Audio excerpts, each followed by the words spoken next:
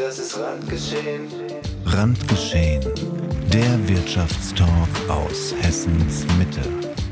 Thomas Winzer und Steffen Schmidt quatschen über Tech, Marketing und regionale Wirtschaftsthemen. Und jetzt Bühne frei für die beiden Racker.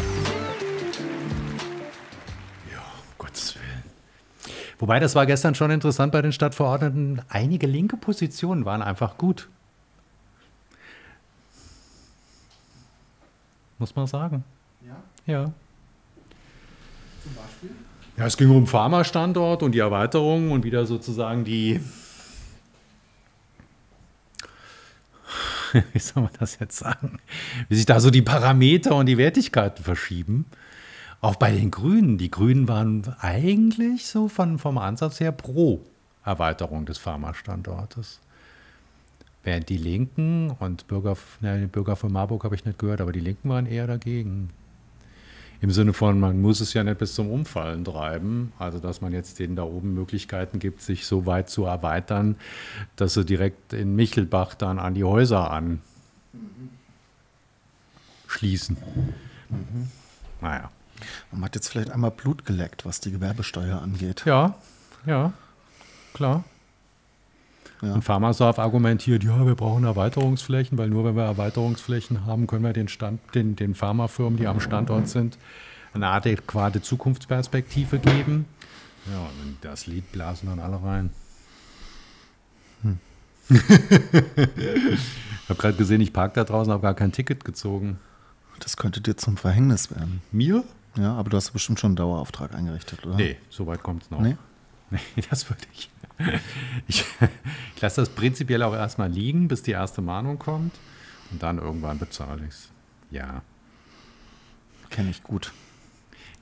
Das Auto ist ja relativ schwer. Also insofern, ich glaube, der Stautzbach hat zwar einen Abschlepper dafür, aber es ist halt schwierig, den da rauszuheben. Das wird doppelt so teuer. Der Stautzbach, der macht gut Geld auf jeden Fall damit. Das Schöne ist halt, dass er direkt bei uns gegenüber Ja, du kannst dann einfach schnell Briefumschlag einwerfen. Das wird dann zwar richtig teuer. Und fährst vom Hof.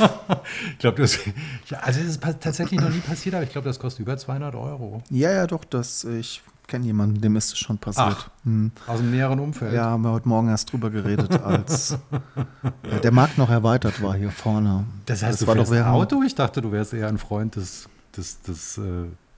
Gehens. Ja, oder ich lasse fahren. Nein, ich fahr sehr gerne Auto. Das ging vielleicht ein bisschen unter in der letzten Folge. Ich fahre eigentlich sehr, sehr gerne Auto. Aber halt vielleicht nicht unbedingt in der Innenstadt. Also ich fahre lieber so Überlandstrecken, mag ich sehr gerne mit Podcast hören. Ich mag auch lange Autobahnfahrten sehr gern. Dann kann ich so schön entspannen. Ich glaube, das Schöne ist so ein wuseliges Gehirn, wie ich es habe, das mag es, wenn es dann einfach mal auf einen Punkt fixiert ist und eine klare Aufgabe hat, die nicht besonders fordernd ist. Aber die ist dann vordefiniert für die nächsten 5-6 Stunden. Weiß man, es passiert nichts anderes. Und das finde ich sehr entspannend. Das ist ja auch, wir fahren ja viel mit dem Wohnmobil, das ist genau der Punkt. Du sitzt dann in dem Auto, fährst entspannt hinter den LKWs her, ohne Vollgas zu geben und das ist einfach... Ja, da merke ich auch Tempolimit. Das ist gar nicht so schlimm eigentlich. Nein, aber wenn du in so einer...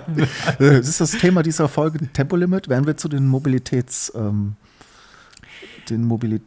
Kollege Habeck, den habe ich ja in Berlin erlebt, der hat gesagt, naja, ob wir jetzt das Tempolimit ein bisschen runterbringen, das ist zwar, sagen wir mal, wäre im Sinne der europäischen Idee, wäre das sicher nicht schlecht, aber bezogen auf den CO2-Ausstoß würde das nicht viel bringen, hat der Habeck gesagt.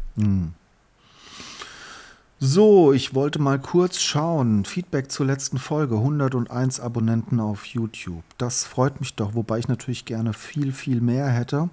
Ich springe mal in die letzte Folge rein. Da hatten wir Kommentare.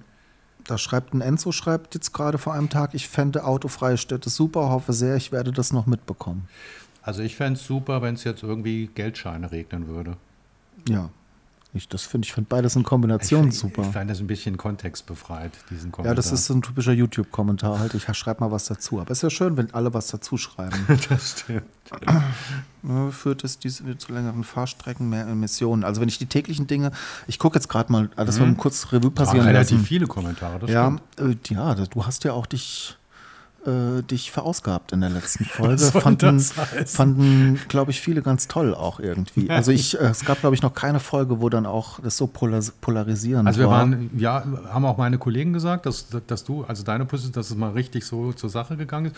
Fand ich auch gut, das ist ja auch erfrischend. Weil wir müssen ja nicht immer irgendwie im gleichen Tenor daher reden. Ja, also Machen wir ich ja sowieso selbst. hatte Feedback, die sagten, der Thomas hat recht.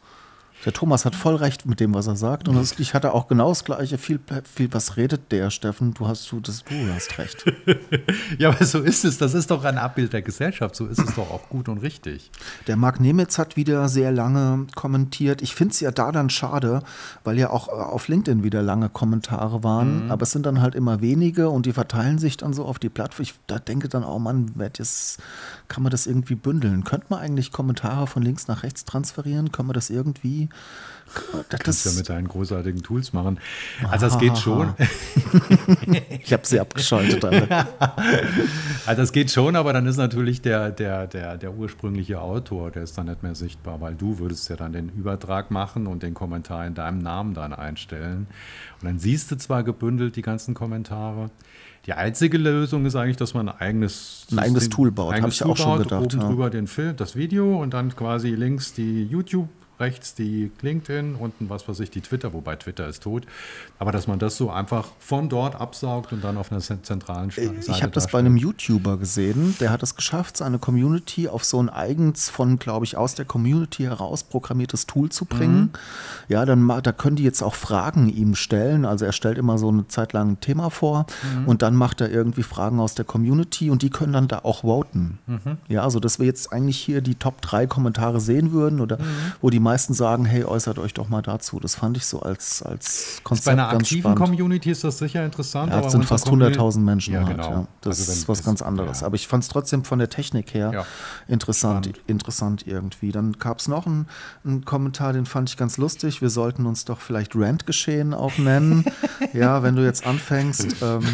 Ich weiß, du willst es ja nicht hören, aber auf TikTok funktionierst du gerade ganz gut. Es ist nur fragwürdig, was wir da dann jetzt für eine Gruppe Menschen Also die Community einsammeln. bei TikTok, die möchte ich nicht hinter mir wissen. Ja, einer schrieb, wenn ihr schon rantet, dann doch bitte so, dass man versteht, worum es geht. Das ist halt so, wenn man so ein lokales Thema irgendwie ins Internet bringt und dann können da Leute überhaupt nichts mit anfangen. Ja, mag sein, aber uns interessieren, oder mich zumindest interessieren halt die lokalen Themen, irgendwie was Abgehobenes, wo wir unmittelbar nichts mit zu tun haben, finde ich, also es ist ja ein lokaler Wirtschaftstalk. Ich war auf TikTok unterwegs, du warst auf der Stadtverordnetenversammlung. Oh ja. Wie war's? Anstrengend, man braucht sehr, sehr viel Sitzefleisch. Also es ging ja um 4:30 los und bis tief in die Freitagnacht hinein. Wow. Erst da kamen dann auch die interessanten Themen. So lang saßt du noch? Nee, das habe ich nicht geschafft. Also der Sitzungssaal ist jetzt nicht gerade gut klimatisiert. Das ist schon anstrengend. Und interessanterweise waren die Themen, die sozusagen die Allgemeinheit interessieren oder die Öffentlichkeit interessieren, die waren auch eher nach hinten geschoben. Das fand ich auch ein bisschen schade. Du hast hier, ich weiß nicht, wer es ins Vorgeplänkel hier mit reinkopiert hatte, aber du hast so ein bisschen die Konsolidierung der regionalen Bäckerszene ins Spiel gebracht. Ja, was heißt Konsolidierung? Ich gucke halt schon sehr genau drauf, welche Läden machen zu, welche Läden machen auf. Und die Anzahl der Läden, die zumachen, ist deutlich größer als die aufmachen. Was glaubst du, woran liegt es? Jetzt gerade bei den Bäckern? Ich will schon ein bisschen hinführen auf mein Thema der Woche. Also bei den Bäckern, glaube ich, ist so eine kritische Masse nötig, im Sinne von, dass du entsprechend viele Filialen brauchst, um deinen Backbetrieb, den Produktionsbetrieb, um den gut auszulasten und dann mit guter Qualität einigermaßen noch Menge produzieren zu können. Und das, glaube ich, ist bei den hinten der wie heißt der, Knapp, der hat zugemacht. Ich glaube, das war der Einzige, oder macht jetzt zu, der Einzige, der noch auf Einzelgeschäftsbasis operierte. Und hier der Horst vorne, ehemals Horst vorne auf der Ecke Universitätsstraße, war eine relativ kleine Kette, der sich mit Läden dann, ja, der die zugekauft hat quasi, die vorher schon marode waren. Also ich glaube, der hat sich so ein bisschen selber ins Abseits gewirtschaftet. Wenn du die anderen siehst, Müller in Limburg, Schäfer in Limburg, Schäfer in Bietenkopf, Schwelmer, Brotladen, die sind ja alle ziemlich gut im Geschäft, wenn man das von der Frequenz der Kunden. ableitet. Das ist für mich ja schon Industrieproduktion. Das ist da halt nicht so Industrieproduktion. offensichtlich, aber sag mal, wären das Metzgereien, würde ich das nicht wollen als Kunde. Das hat Ja. mit Qualität nichts zu tun. Ja. Und ich glaube, der Backwaren unterscheiden sich ja gar nicht mehr wirklich. Die Das kaufen mag sein. alle ihre Backmischungen ein halt. Ich habe einmal ein Video produziert für so einen Hersteller, der da im Hintergrund operiert und der denen eigentlich, die haben dieses Spitzkorn, ich weiß nicht, da gibt's, ja, aber diese ganzen Brötchensorten, die liefern sie an alle halt. Und ich glaube, wenn du in dem Spiel mitspielen willst, dann ist nur noch effizient und eine gewisse Größe irgendwie. Ja, und dann fängt die Frage an, wenn es ums Handwerkliche geht. Hat es noch was mit Handwerk zu tun, wenn Glaub ich ich. 3 Backmischungen zusammen kippe? Nee. Nee. Zumal, also ich habe das auch damals bei dem Schäfer in Limburg gesehen, da durften wir ja die Produktion betrachten. Die Bäcker, die haben im Grunde den ganzen Abend irgendwas, Das ist Fließbandarbeit. irgendwas geformt. Das hat also aus meiner Sicht nicht wirklich was mit diesem klassischen Handwerksberuf zu tun. Gleichwohl, wir haben mit dem einen oder anderen dort gesprochen, die waren schon stolz und zufrieden und waren irgendwie auch gut motiviert. Also sie sahen jetzt nicht aus, so wie man sich klassischerweise einen Fließbandarbeiter vorstellt.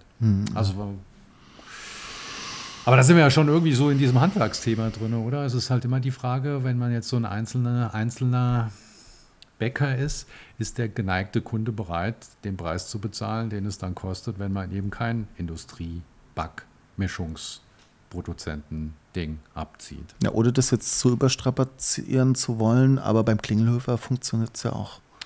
Ja, und das ist ja nochmal, ich glaube, die arbeiten kaum mit vorgefertigten Backmischungen. Ja. Wenn ich die Produkte mir anschaue, das wäre schon wieder so ein Gegenmodell halt, ja. Die haben 2, 3 Filialen, ich glaube 2 eigentlich nur, oder? Ja. Ja, und die setzen auf Qualität, die setzen noch auf Handwerk. Aber ist Klingelhöfer der klassische Bäcker oder ist er eher eine Konditorei mit einer kleinen Backstube angeschlossen? Sehr wahrscheinlich ist es eher das, genau wie der Geissner auch in Gießen. Ja. Ich glaube, das ist wieder ein Modell, was gut funktionieren kann, was auch mehr mit Handwerk zu tun hat. Aber ich wollte gar nicht über die Bäckerei ins Handwerk kommen, sondern eher über dein Top-Thema der Woche eigentlich, würde ich doch Meinst sagen. Ja. Also ihr habt ja PR-Stunts gelandet. Da schlacker ich hier im Werkraum mit den Ohren. Ja, man versucht irgendwie hier Reichweite, irgendwie Aufmerksamkeit zu generieren, sich Dinge einfallen zu lassen. Worauf spielst du jetzt man an? nimmt über 100 Folgen Podcast auf irgendwie, aber ich wette mit dir, alle 100 Folgen meines Podcasts haben nicht so viele Menschen erreicht, wie das, was ihr bei Innosoft zu berichten habt. Ja, mag Ja? sein. Warum? Jetzt hast du sogar einen Fernsehauftritt bald oder beziehungsweise Also zumindest hat man sich angekündigt, ob dann was draus wird. Es hat sich auch mal ein Team von der Welt angekündigt, die waren dann auch da. Aber der Bericht ist dann in irgendeiner tiefen Schublade verschwunden. Also ich glaube es immer erst, wenn die Dinge auch gesendet werden. Ah, und musst du dir Hunde akquirieren noch, um die in die Firma zu bekommen? Nein, es sah wirklich aus wie in so einem Hundehotel. Ich habe mich dann gefragt, ob du irgendwie so Virtual Reality, KI-gesteuertes Hundehotel anbieten wirst in Zukunft. Also man muss mal eins sagen, der Bericht war gut. Süß. Nee, er war einfach gut, weil er so das Thema Hunde und wie es bei uns betrieben wird, einfach sauber und sachlich rüberbringt. Da war nichts dazu gedichtet, das ist einfach so. Was mich total tatsächlich auch überrascht hat, welche Wahrnehmung die Leute so oder wie das so wahrgenommen wird tatsächlich. Ja, also ich muss es nochmal hier, jetzt nochmal die Fakten auf den Tisch. Innosoft ist das hundefreundliche Unternehmen. Aha. Hunde im Büro tun gut, der Seele und dem Arbeitsalltag und so. Und darüber wird gerade berichtet. Da rennen sie euch gerade die Hütte ein, weil ihr Hunde im Büro zulasst. Ja. Punkt. Das ist aber Ist das nicht so ein bisschen LinkedIn-mäßig? Was würdest du denken, wenn du so was auf LinkedIn liest? Ja, aber warum sollte man denn sagen, nein, wir machen einen solchen Bericht nicht, wenn jemand von außen zu dir kommt und fragt, können wir mal einen Bericht über eure Hunde? Ich blicke darauf mit so ein bisschen. Ein bisschen neidisch? Ja, aber neidisch soll man ja nicht sein, deswegen freue ich mich total für euch. Das Ja, mag man soll ich sich aber eher, ich freue mich eher mit dir, dass ihr da so PR-mäßig nach vorne prescht und frag mich natürlich. Stopp. Wir haben das so gar nicht gesehen. Und das Einzige war, also wir haben gesagt, dann kam halt die Anfrage und haben gesagt, ja, machen wir natürlich gerne mit, weil wir bei solchen Sachen immer mitmachen, wenn es darum ging, wie viele wenige Mädchen in der Entwicklungswelt sind, dann würden wir auch einen Bericht mitmachen, weil Klappern zum Handwerk gehört. Aber dass das dann so eine Dynamik bekommt, Ich glaube, du hast zu lange mit gewissen Personen irgendwie verbracht. Bei denen auch Klappern zum Haupthandwerk willst jetzt gehört. auf meine Zugfahrt da. Das ist wäre schon die zweite Übergang zu meinem Hauptthema Handwerk. Ich sitze hier als jemand, der sich jetzt dafür verantworten muss, was er gar nicht Ich bewundere das. Und ich frage mich, was ich jetzt hier, ich weiß nicht, ob der Clemens seinen Hund, der hat ja auch nur 3 Beine, da hat man auch direkt Mitleid, das wäre sehr wahrscheinlich, und alle finden, da kommen immer rein und machen uiuiui und oh und schön. Ich muss mir auch sowas überlegen. Also ich bewundere das das jetzt wirklich. durch, weil wir haben es besetzt. Ja, ich überlege mir was anderes. Ausdenken. Aber es ist tatsächlich eine Frage, warum solche Themen eine höhere Schlagkraft oder Reichweite haben als, wir haben uns auch die Woche drüber unterhalten, warum sind dann so technische Themen oder wenn es darum geht, irgendwie Unternehmensnachrichten, die durchaus interessant sind, die ja oft irgendwo in der Versenkung versickern, die niemanden interessieren. Woran liegt es? Oder deine gelbe Couch, das sind ja auch ganz, ganz, ganz viele Leute, die interessant sind. Das plätschert dann aber so, was die Wahrnehmung angeht, ganz normal, einfach so vor sich hin. Und da ist kein Peak drin, wo jetzt irgendwie... Nee, das ist einfach eine schöne Wohlfühlnachricht halt. Ja, das ist so wie Sport und Wetter am Ende von irgendwie schrecklichen Abendnachrichten. Das schafft dann nochmal so ein gemeinschaftliches Wohlgefühl, um in den 20:15 Uhr Film zu starten. Das, glaube ich, ist das Ding. Ja, weil ich denke mir da schon, warum so... Ich wollte ja das Thema Handwerk heute mal auf den Tisch bringen. Ja, warum wird so eine Thematik? Und ich habe da jetzt in den letzten 2-3 Wochen, ich war ja hier mit der Handwerkskammer auf so einem Workshop unterwegs und hatte da mal einen Einblick. Ich höre es ja auch immer wieder hier aus Kundenkreisen, was das eigentlich für eine Relevanz doch eher haben sollte gesellschaftlich. Und ich frage mich, warum solche Themen, solche belanglosen Themen viel mehr Oberfläche bekommen und da der Journalismus, vielleicht sollte man da auch, ich habe mich schon gefragt, das ist vielleicht eine Stelle, wo man mehr regulieren sollte, ja, und verbieten, Abitur nur so eine gewisse, weißt du, so eine Zahl festzusetzen, nur so viele machen Abitur, weil wir brauchen Handwerker. Gibt es einen Tag des Handwerks? Also es gibt ja so Tage, weil der Aufhänger für diesen Bürohunde war ein Tag des Bürohunds oder Bürohundetag. Ah, okay. Das müssen wir mal recherchieren irgendwie. Also das war tatsächlich der Aufhänger und dann kam dann kurz danach der Artikel und so weiter. Aber ist es nicht ein Grundproblem des Handwerks bezogen auf das Image, dass das Handwerk kein gutes Image hat? Ist es so? Ja. Also du hast ja auch private Handwerker, ich habe es die Woche wieder in einem Post gesehen, da hattest du Handwerker da, die deinen Kaffee irgendwie nicht wollten. Das erste Mal überhaupt. Aber es hatte, ich habe das ein bisschen überspitzt formuliert. Hat Handwerk, wenn ich das, also alle wollen... Also ich finde das geil. Wenn du mich jetzt fragen würdest, Steffen, für was, also oder wenn ich jetzt nochmal entscheiden könnte, vielleicht würde ich mich doch entscheiden, Koch zu werden oder Schreiner. Ja, aber gesellschaftlich hat Handwerk kein gutes Image. Lieber IT und lieber Berater und lieber so Berufe, wo man Kopfarbeit leisten muss. Wenn du das von der Image- oder von der Attraktivitätsseite vergleichst, bin ich sicher, dass Handwerk ganz am Ende kommt. Und das ist, glaube ich, eines der Probleme. Und das hat mit, ich weiß nicht, wir haben Gymnasium, die Schulform Gymnasium war zumindest in meiner Zeit war das Nonplusultra. Also wenn du einen Hauptschulabschluss oder einen Realschulabschluss gemacht oder machen wolltest, um danach in eine Handwerkerkarriere oder eine Handwerkerberufslaufbahn zu gehen, war das eher so, naja. Bei mir in der Generation ging es immer darum, möglichst aufs Gymnasium zu kommen. Und da fängt es doch schon an. Und das hat sich über die Zeit, das weiter gefestigt. Heutzutage wollen alle Akademiker werden oder Kopfarbeiter werden und das Handwerk. Und da brauche ich mich dann nicht zu wundern, dass die Handwerker keine Kräfte finden. Aber es sind ja wichtige Arbeiten, die natürlich da erledigt werden. Also ich erinnere mich, vielleicht bin ich auch noch beeinflusst, kannst du dich noch an das Handwerk-Kampagne erinnern? Die gab es so vor 15, 20 Jahren mit so einem beeindruckenden Video, wie so die Welt zusammenstürzt und dann mit dem Finale, wenn es das Handwerk nicht gäbe, dann würde sich alles ganz schnell in diese Richtung entwickeln. Die Fassaden sind so langsam abgerissen, wie in so einem Zeitraffer irgendwie. Ja, absolut. Die tragen die Gesellschaft viel mehr, die Handwerker, als akademische Berufe. Also Also ich fand's jetzt verrückt, als ich unterwegs war. Ich glaube, es hat auch immer noch mit dann den Firmeninhabern zu tun. Ich hatte so eine ganz gemischte Gefühlslage, als ich da war. Ich war irgendwie beeindruckt von den wenigen Menschen, die da im Workshop waren und die sich sozusagen, aber das ist es ja schon, ja, man bietet da einen Social-Media-Workshop an. Es ging darum, es war die Azubi-Guides, sagte das was? Das sind ausgewählte Azubis, die sich auch wieder freiwillig neben ihrer schon schlecht bezahlten Zweites Problem. Ausbildungsgehalt, ja, ich habe hier ein paar Zahlen zusammengetragen dazu, die sich dann noch engagieren, um andere Menschen fürs Handwerk zu begeistern. Die gehen dann in Schulen, machen Veranstaltungen, also machen dann einfach eine Schulstunde vor der Klasse, um aus ihrem Beruf zu berichten und halt mehr Menschen dafür zu begeistern. Und dann sehe ich es irgendwie, Alicia macht Gesamtschule und das sind eigentlich die perfekte Zielgruppe für so eine Veranstaltung und die wollen, entweder machen die gar keinen Hauptschulabschluss oder wollen Rechtsanwälte werden. Und das ist so die Diskrepanz und das finde ich dramatisch einfach. Und das ist ein Imageproblem. Was kann man da mehr machen? Kann man da am Image arbeiten oder ist es einfach wirklich, ich habe mir da mal geguckt, wie ist eigentlich die Realität und was heißt es eigentlich? 40.000 Azubi-Stellen sind unbesetzt im Handwerk. Also wie ist es in der IT? Hast du da so einen, weißt du, werden da eher Menschen gesucht? Klar. Ja. Also ich meine, die Situation für uns ist ja auch trostlos. Also wir haben bis dato noch keinen Auszubildenden für das nächste Jahr. Noch keinen. Und das ist ja kein Handwerk, das ist ja schon ein bisschen Kopf. Das wäre ja schon... Genau. Das hängt vielleicht auch so ein bisschen davon ab, dass wir halt so ein bestimmtes Level halten und erreichen wollen, was die Ausbildung anbetrifft.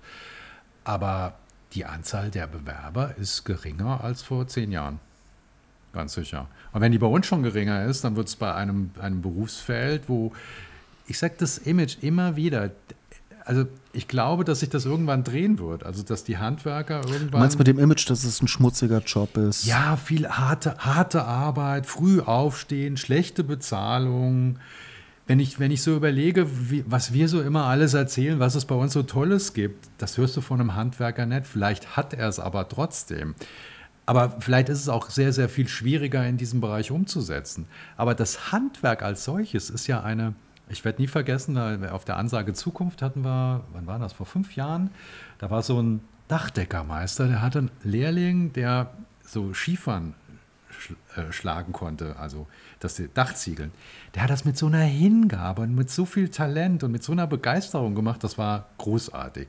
Und ich glaube, das ist das 4. Problem, dass man den Menschen gar keine Möglichkeiten gibt, solche Berufsbilder gut kennenzulernen, die eigenen Talente zu entdecken und dann sich gezielt dazu, ich möchte gerne was mit den Händen zu machen und das als gleichwertig und vielleicht auch als genauso lohnenswert einstufen wie ein Beruf im akademischen oder im Kopfumfeld.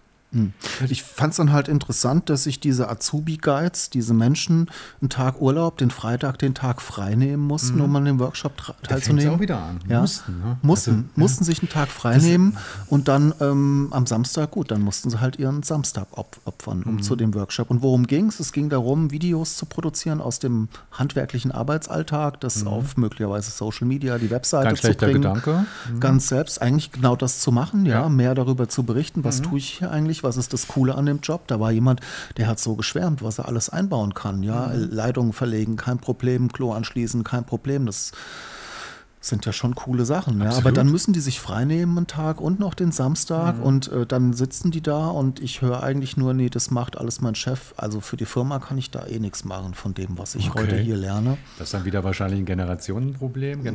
Das ist ein Generationenproblem. Ich habe dann auch mal geguckt, irgendwie 20% der Handwerksbetriebe machen weniger als 20.000 Euro Umsatz im Jahr. Ja, und es sind nur, lass mich mal gerade gucken, es sind nur 16%, die mehr als 500.000 Euro machen. So, und das führt zum nächsten irgendwie, scheinbar scheint da doch nicht so viel Kohle da zu sein. Also ich habe mal jetzt irgendwie geguckt, das ist so normal 250.000 Euro Umsatz, mit 4 bis 5 Mitarbeitern. Das fand ich schon krass. Ja. Also das sieht in der IT schon anders aus von der Wertschöpfung. Ja, ist das auch wieder so ein Grund? Man hat ja immer das Gefühl, die Handwerker sind zu teuer und gerade die Meister. Aber ich habe mal geguckt, der Stundenlohn von einem Handwerker liegt zwischen 50 und 65 Euro. Also da nehmt ihr sicherlich mehr auf, oder? Klar. Ja, es ist aber, ich sage ja so, Bezahlung und das, was man auch bereit ist dafür zu bezahlen, da klafft halt die nächste Lücke. Und dann darf man sich auf der anderen Seite eben nicht wundern, dass dieses Berufsfeld, ich will nicht sagen hinten runterfällt, aber eben wenig attraktiv ist. Es schließen noch immer mehr Berufsschulen, werden irgendwie zusammengeführt. Wenn du jetzt in Kirchhain eine Ausbildung machst zum irgendwie, keine Ahnung, im Logistikbereich, dann musst du nach Biedenkopf in die Berufsschule. Wahnsinn. Ich sage ja immer, also ich habe immer gesagt, und da war da eine Konditorin, die wohnt im Westerwald, ja, und die fährt morgens um 4:30 nach Wetzlar in die Backstube. Und die kam nach ihrer Schicht samstags morgens noch zum Workshop. Aber sie sagt auch, sie macht im 2. Ausbildungsjahr auch teilweise sie hat einen Betrieb gewechselt, aber vorher musste sie auch Schichtleitung machen halt. Für, keine Ahnung, 500 € im Monat. Das ist schon der Wahnsinn eigentlich, oder? Und das jetzt zurück zu den Hunden. Ich finde es dann einfach nur spannend, dass über so Themen einfach nicht irgendwie wirklich geredet oder auch nachgedacht wird. Da muss ja auch die Politik was machen, denke ich, wo wir wieder beim Thema Regulation sind und Fünftes Problem. Regulation, Bürokratie. Wenn ich mir vorstelle, wenn wir zwei jetzt auf die Idee kämen und würden hier in Marburg eine Bäckerei eröffnen wollen. Ich möchte nicht wissen, was wir da an Hygiene und sonstigen Vorschriften und Gefahrenvorschriften und Arbeitsvorschriften einzuhalten hätten, bevor wir das erste Brötchen über den Dresen schieben. Wir haben eines der besten Ausbildungssysteme der Welt mit diesem dualen Das sagten Ansatz. Sie da auch, ja. Dass es international hoch anerkannt ist. Hoch anerkannt. Hier zum Beispiel eine Konditorausbildung zu machen. Aber die Ausbildungsinhalte werden nicht sauber aktualisiert. Wir haben ein Bürokratieproblem, wir haben ein Attraktivitäts- und Imageproblem. Wir machen uns die Dinger immer selber. Ja, dieses Gebäude, in dem ich da kaputt. war, willst du nicht wissen. Ist die Frage, will man sich da aufhalten? Länger. Gestern bin ich auch in Kirchhain zum Beispiel, habe ich gefragt, wird es bald abgerissen? Sagt sie, nee, das ist die Berufsschule. Nee. Ja. Also das natürlich auch. Willst du das halt irgendwie? Ich habe vielleicht noch aus meiner Jugend ein anderes Bild, weil ich bin ein Dorfkind, auf dem Dorf aufgewachsen. Meine ganze Familie hat irgendwie landwirtschaftlichen und Handwerker-Hintergrund. Da war das immer hoch angesehen halt, am Samstag noch was schaffen. Ja. Aber wie war es Anfang der 2000er? Da wurde der Meistertitel oder die Meisteranforderung wurde abgeschafft, rot-grüne Regierung.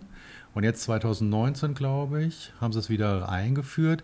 Also damit meine ich, wenn die Politik dann ankommt und irgendwas tut, dann wird es nicht wirklich besser. Und da bin ich wieder bei meiner alten Kritik. Wo sind sozusagen die eigenen Kräfte, die eigenen Verbände, die eigenen Handwerkskammern, die da ja was tun könnten? Also wo wird quasi aus eigener Kraft was initiiert, um es zu verändern und zu verbessern? Wird das? Passiert das? Ich nehme es nicht wahr. Ich gucke hier gerade nochmal und dann können wir das auch schon abschließen und können zu unserer Endrunde kommen. Ich fand es aber ganz interessant irgendwie. Beschäftigtenentwicklung im Handwerk seit 20 Jahren ist zwar runtergegangen, aber jetzt gar nicht so dramatisch, wie ich es irgendwie gedacht hätte. Von wem kommen die Zahlen? Hier von diesem Handwerks, wie heißen die? zdh.de ist das Zentralverband des deutschen Handwerks. Und es ist halt, was sich aber wirklich deutlich macht, ist genau diesen Schreiner. Also wenn du jetzt hier guckst, was sind die Top 10 Ausbildungsberufe, da findet sich klassischerweise noch so ein Zimmerer und so ein Tischler. Was steht aber da, halt, ja, kann ich gleich nochmal gucken, aber halt auch kein Metzger oder kein Bäcker. Also diese klassischen, was man jetzt unter dem Begriff Handwerk, das ist dann eher auf Punkt 1 ist der Kraftfahrzeugmechatroniker. Also wieder was sehr Technisches, schon natürlich noch mit den Händen. Anlagenmechaniker, SHK, also Sanitär, Heizung, Klima ist das große Thema. Das habe ich auch im Workshop gemerkt, die da engagiert waren, wo es auch scheinbar gut funktioniert. Sag mal von dem Ganzen, ja, ich habe Spaß an meiner Ausbildung und im Betrieb, das waren eher so diese Industriemechaniker und hier aus dem Sanitärbereich. Dachdecker ist noch mit 3. Maurer ist auf Platz 10 bei den Lehrlingsstärksten, hätte ich jetzt zum Beispiel nicht gedacht. Und bei den Frauen ist es Friseur. Was verdienen die dann? Was verdient dann so ein Maurerlehrling? Zwischen, ich sag mal, 500 und 700 Euro im ersten Lehrjahr und das steigert sich so um 200, 300 Euro. Also ich habe irgendwo gelesen, gestern im dritten Lehrjahr kann man dann schon 1150 Euro verdienen. Ich glaube, das kriegen so Auszubildende im Bankwesen im ersten Lehrjahr, oder? Ich weiß es nicht genau, ich will nichts Falsches sagen, aber es ist deutlich höher. Ja, das kriegen ja auch Werkstudenten im Werkraum, wenn sie hier direkt anfangen. Ja, aber da fängt es an. Attraktivität und das hat was auch mit Geld zu tun. Okay, lassen wir das Thema. Geld verdienen ist auch gar nicht. Ich dachte, die machen auch alle mehr Umsatz als das, was ich da jetzt so gesehen habe. Ich denke mal schon, die meisten bewegen sich so im Mittelfeld von so einer halben Million. So diese kleinen Betriebe, die man ja klassischerweise kennt, der Garten- und Landschaftsbauer. Ja, aber wenn ich aber sehe, ich habe ja oben hinreichend mit Handwerkern zu tun, was die auch jeden Tag durchmachen müssen. Lieferengpässe, schlechte Qualität bei der Zulieferung. Das heißt, das muss ein Handwerker ja am Ende des Tages ausbaden. Bei mir ist die Außenleuchte 4-mal ausgefallen. Warum? Weil irgendein Zulieferer irgendeinen Schrott aus Gott weiß woher eingebaut hat. Und wer muss das richten? Der Handwerker. Ob der dann vom Hersteller da für seine Zeit entsprechenden adäquaten Ersatz bekommen hat, keine Ahnung. Aber das bindet ja dann irgendwo auch Kräfte. Und da wirst du ja am Ende des Tages wahnsinnig. Die Handwerkerstunde kostet zwischen 45 und 65 Euro. Das fand ich schon sehr günstig. Okay, lassen wir das mal, aber ich fand das spannend. Ich werde da ein bisschen dranbleiben. Ich habe mir vorgenommen, ein bisschen zu gucken hier in Mittelhessen und ein bisschen die gelbe Couch mit Handwerksthemen zu befüttern. Super. Ja, und einfach mal ein bisschen aus der Branche und nicht immer über Virtual Reality und KI und diese ganzen Hype-Themen. Da muss man aber auch sagen, die Handwerker müssen aber auch ein bisschen an sich arbeiten. Ne? Kommunikation, Außendarstellung, auch ein bisschen mehr auf Messen rumlaufen und sichtbar sein. Das hat ja damit auch irgendwo zu tun. Vielleicht ändert sich das so durch den Generationswechsel, keine Ahnung, aber ich muss halt jedes Jahr auch irgendwo mich darstellen und präsentieren, damit die Leute, die bei mir anfangen können, auch tatsächlich mich wahrnehmen. Ja, ich habe das da zu einem gesagt, der hat gemeckert wegen seinem Chef, Thema Generationenwechsel. Ja. Und dann habe ich gesagt, naja, du hast die Chance, Meister zu machen und eine Firma aufzubauen und das alles viel cooler und besser zu machen. Seh das doch mal als Grundmotivation irgendwie zu sehen, wie es vielleicht in Zukunft in deiner Branche nicht funktionieren sollte. Weil es gibt ja schon auch auf Social Media und im Internet die ein oder anderen Beispiele, wo man sieht, da ist das cool gemacht. Ich hatte ja immer, ich weiß nicht, ob du den kennst von Instagram, den habe ich als Running Gag über die 2 Tage immer wieder eingespielt. Die Spezimetzgerei. Spezimetzgerei auf Instagram. Das ist so ein Typ, der steht da immer Fleischkäse und macht einfach so ein kurzes Video. Der muss halt aber auch geboren sein, um sowas dann zu machen und so ein bisschen so eine Art haben. Das hat ja auch nicht unbedingt jeder. Ja, aber er hat den Betrieb sehr wahrscheinlich der Eltern mit Spaß übernommen und führt es jetzt irgendwie in ein neues Leben und macht sehr wahrscheinlich mehr Umsatz, als sein Vater sich jemals erträumt hätte. Ja. Gleichwohl kann ich halt auch mit kleinen Dingen anfangen, indem ich einfach meine Kommunikation verbessere. Ich weiß nicht, wann du das letzte Mal mit einem Handwerker telefoniert hast, das muss einfach für dich als Kunde auch Spaß machen. Und wenn der Handwerker dir in dem Moment keine gute Nachricht geben kann, was die Liefersituation anbetrifft, dann könnte ja der Handwerker sagen, ich melde mich in 3 Wochen und er tut es dann vielleicht auch. Das heißt, dass man so diesen Service- und Kommunikationsgedanken ein bisschen besser formuliert. Da setzen ja viele Startups an, die so diese Handwerksbranche digitalisieren wollen und denen so irgendwie Tools und Apps für die Kunden kommt, kannst du investieren. Nee, ich will keinen Digitalscheiß, ich mache das den ganzen Tag, ich will mit einem Menschen reden. Ich krieg schon die Krise, wenn ich bei Amazon irgendwie ein Problem habe, was ich in der letzten Zeit häufiger hatte und habe dann keinen, mit dem ich reden kann. Ich will reden und nicht mit irgendeiner blöden App da rumfummeln. Keine Nachricht bekommen, hier Thomas, dein Fallrohr ist da, ich komme später vorbei. Okay. Wenn es so funktioniert, ist es in Ordnung. Trotzdem muss man eben auch an Menschen denken, die das nicht so gerne machen. Naja. Okay, kommen wir zu den Veranstaltungshinweisen am Schluss. Soll ich dir was beichten? Was denn? Ich frage mich die ganze Zeit, ob die Kamera läuft. Ja, mal sehen. Deswegen habe ich manchmal so Stocker, dann kommt so in meinen Kopf, dass ich so denke, da fehlt so ein rotes Licht, finde ich. Ja, irgendwas seit dem Software-Update der Kamera ist dieses rote Licht. Ich verstehe nicht, was die Jungs manchmal an diesen Kameras umschalten. War das dann eine Verbesserung oder eine Verschlechterung, das Kamera? Software-Update, naja, in dem Fall ist es jetzt suboptimal, würde ich mal behaupten. Naja, ich hatte hier Veranstaltungshinweis, aber ich habe 2 Sachen, 3 Sachen. Nein. Doch, fangen wir an mit der Quiz-Night. Nächste Woche Dienstag im Lokschuppen. Ich schau mal vorbei. Da kriege ich wieder einen auf den Deckel, wenn ich nicht hingehe. Ja. Du warst ist immer da du warst ja gestern schon da bei diesem politischen Event. Und das war deutlich anstrengender, als eine Quiz-Night werden wird. Siehst du, ich suche mir da die Sahnehäppchen raus. Aber ich wollte auch sensibilisieren für die Tage der Industriekultur, die jetzt stattfinden. Hast du bestimmt auch noch nichts kennengelernt. Ich habe das jetzt eher, glaube ich, mitbekommen, weil wir in dem Zusammenhang ein Projekt machen. Also jetzt nicht in dem Zusammenhang, aber vom 30.06. bis 9.07. gibt es ganz viele unterschiedliche Aktionen und Events an Industriekultur relevanten. Wo jetzt hier in Marburg oder? Im gesamten Landkreis, auch Lahn-Dill, genau im mittelhessischen Raum, würde ich mal sagen. Super. Ich bin ja, als ich von Wetzlar zurück wollte, Freitagabend, stand so ein ausgebrannter LKW direkt auf der Autobahn, wo ich Richtung Marburg fahren musste. Und dann bin ich durch den Wald, habe ich mich so durchgesneakt und kam an der Grube Fortuna vorbei. Mhm. Das ist zum Beispiel sehr wahrscheinlich so ein Ort, wo es wo man mal gucken kann. Das ist total interessant. Kannst auch reinstiefeln. Hat man gar nicht so auf dem Schirm, was es hier doch für tolle Themen gibt. Das war Punkt 2 und Punkt 3 darf ich jetzt hier offiziell verkünden. Tragt euch den 29.08. in den Kalender ein. Kommt in den Lokschuppen. 17 bis 19 Uhr wird die Uhrzeit sein. Ich talke circa 30, 40 Minuten mit dem Jens Wommelsdorf, dem Landrat, und dem Tobias Kurkau, dem neuen Chef der Wirtschaftsförderung. Wir machen die gelbe Couch live, 29.08. Was heißt, Fragen sind erlaubt? 17 Uhr im Lokschuppen. Ja, ich mache erstmal so ein bisschen Talk und dann machen wir noch ein bisschen Publikumsfragen. Müssen die vorher eingereicht werden, die Fragen? Ich muss das noch abstimmen nächste Woche, wie das genau ablaufen wird. Aber ich kann trotzdem schon mal der Termin ist bestätigt sozusagen. Werde ich jetzt in jeder Randgeschehen-Folge darauf hinweisen, damit dann auch ein paar Leute kommen.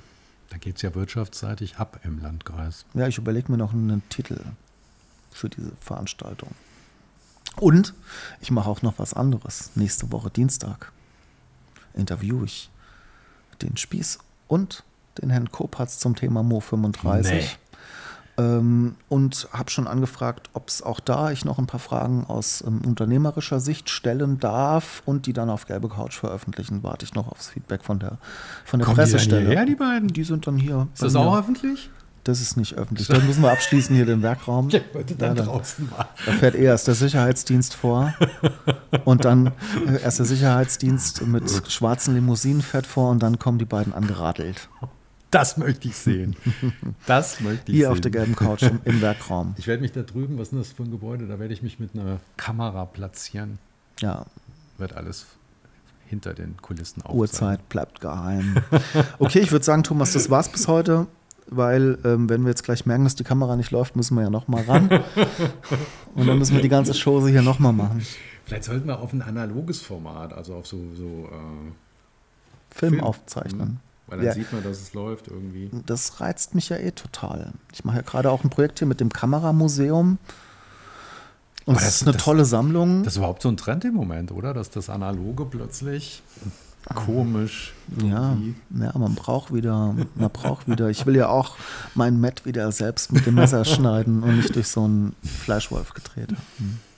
Nun gut, würde ich sagen, es war mal wieder eine Folge. Es war keine Folge zu Mo 35. Wir haben uns nicht gestritten. Also ich habe auch mir heute Morgen wirklich auf die Zunge beißen müssen. Also das Thema wollte ich auch wirklich heute nicht nochmal anreißen. Obwohl es dringend erforderlich wäre. Ja, nachdem du da gestern da warst. Wenn du die Schlagzeilen siehst. Ich hatte noch Korrekturen aus der letzten Folge, aber ich glaube, das hat keiner gemerkt. Vielleicht doch. Ich habe gesagt, ich habe Robespierre gesagt, obwohl ich eigentlich hätte Rousseau sagen sollen. Hat das jemand gemerkt? Und ich glaube, es hat keiner gemerkt. Vielleicht schon, da hat sich jemand gedacht, was meint er da? Ja, ich habe ja bei dem einen Kommentar auch gesagt, wir reden ja frei. Also es ist ja jetzt nicht so, dass wir irgendwie hier unser Skript runterlassen und wir sind auch jetzt nicht irgendwie 3 Tage am Recherchieren. Das finde ich auch gut so. Und da passieren dann halt auch mal solche Fehler. Es geht ja um den Kontext und nicht immer um absolute Genauigkeit. Ja, und dann habe ich in Wetzlar wären Parkplätze jetzt kostenfrei. Habe ich die Woche gesehen. Und dann habe ich noch einen Fehler gemacht. Ich habe ja spekuliert, ob da auf Gießen was zukommt. Und Gießen ist ja auch mittendrin in so einem neuen Verkehrsmobilitätsthema. Das wurde mir mal auf Instagram eingespielt, weil eine von mir bekannte Agentur betreut das, glaube ich, aus Gießen, das Thema. Aber was da genau ist, vielleicht können die Gießen ja was beitragen. Und die Marburg-Aufzug-Idee von einem Besucher, also Aufzug-Seilbahn-Idee, von einem Besucher letzte Woche hier im Merkraum erzähle ich vielleicht beim nächsten Mal. Insofern, bis zum nächsten Mal. Das ist Randgeschehen. Das war's leider schon für dieses Mal mit Thomas und Steffen. Folgt Randgeschehen auf Instagram, Twitter und LinkedIn. Für den heißesten Klatsch und Tratsch haben die beiden rasenden Wirtschaftsreporter einen Telegram-Kanal gestartet. Schaut doch mal vorbei. Das ist Randgeschehen.